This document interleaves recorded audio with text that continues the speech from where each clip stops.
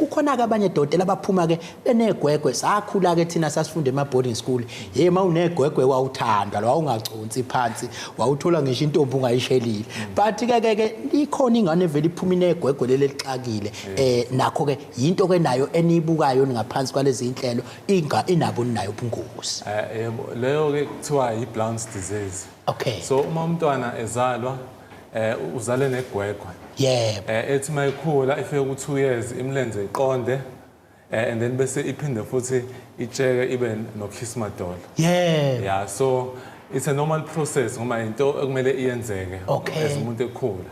But ke ayokwenzeke ke igwegwe ngezathu ezithize mhlawumbe umntwana overweight ngesikhathi nje yilento esithi ama-genetics uzo mhlawumbe masikhuluma ngesizulu bese leyo process ingahambi kahle. Yeah, so usually ngesikhathi esiningi uma sikubona mhlawumbe umntwana esana 3 sibona ukuthi no igwegwe kufanele buseyiqondile manje akhona ama-operation esikwazi ukwenza lokho ke isikhathi esiningi asikwazi ukuqondisa ngokhonkolo kumele siye-theatre. Into enhle ngalokho nakho uma sikubambe kusa-early siyakwazi ukuthi umntwana ebe ne-operation eyodwa nje kuphela awubakithi kodwa ke uma umntwana ngisho sekulate ke siyakwazi ukuthi simlekelele kodwa lokho kuzoba indlela ende mhlawumbe ama-operation angaze abe mathathu ngoba kumele siwenze umntwana ekhula igwegwe lifuna ukubele more so kumele siphinde silokhu siqondisa.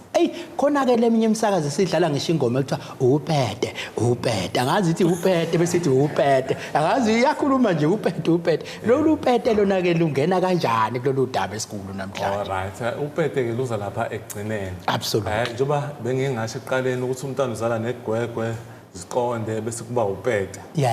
So nakhona futhi uma ukuthi kukhona into ephazamisekile kwi-process lapho ke umntwana siyamlinda ezebe na7 then if usenopete lelo oluxakile then ila senza khona i-intervention or mhlawumbe simhlinze kodwa isikhathi esiningi nje upete into ejwayelekile umntwana nje until eshaye iminyaka ewu7 siyam-observa nje simlandelele nakho kuyenzeka kwesinye isikhathi mhlawumbe uthola umntwana unopete kodwa emlenzeni owodwa mhlawumbe waphuka kabi kwangabonakala lokho siyasheshe sikusukumele sikwenze operation.